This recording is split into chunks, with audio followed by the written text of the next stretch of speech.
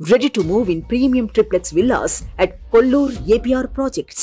దాడి తర్వాత తొలిసారి సీఎం జగన్ జనంలోకొచ్చారు. కృష్ణా జిల్లా సిద్ధమా అంటూ తిరిగి తన బస్సు యాత్రను ప్రారంభించారు.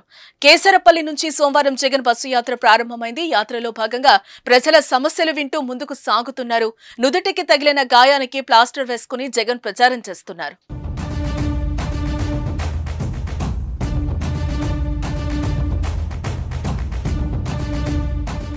నిఘా నీడలో సీఎం పర్యటన కొనసాగుతోంది. జగన్ పర్యటించే ప్రాంతాల్లో పటిష్ట బందోబస్తు ఏర్పాటు చేశారు. ప్రతి ప్రదేశాన్ని అధికారులు నిశితంగా పరిశీలిస్తున్నారు.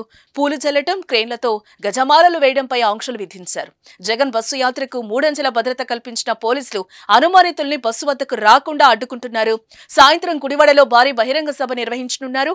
ఈ సభలో జగన్ ఏం మాట్లాడతారన్న దానిపై ఉత్కంఠ నెలకొంది. శనివారం రాత్రి విజయవాడలో సీఎం జగన్ పై దుండగులు రాయితో దాడి చేయగా రాయి సీఎం కనుబొమ్మకు తాకింది. గాయం లోతుగా ఉండటంతో వైద్యులు సీఎం జగన్ కు కంటి దగ్గర 3 కుట్లు వేయడం జరిగింది. అయితే కంటిపైన కుట్లు వేసిన ప్రాంతంలో ప్లాస్టర్ వేశారు. దీంతో ఆదివారం బస్సు యాత్రకు విరామం ప్రకటించి విశ్రాంతి తీసుకున్నారు. దీంతో జగన్ కు గాయం ఎలా ఉంది, ఏమైంది అనే ఆందోళన వైసీపీ నేతలు కార్యకర్తల్లో కనిపించింది.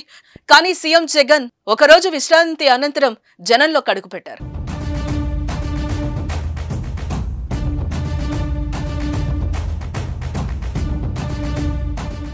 సుమన్ టీవీలో మీ పర్సనల్ అండ్ బిజినెస్ ప్రమోషన్స్ కోసం కింది నెంబర్కి కాంటాక్ట్ చేయండి.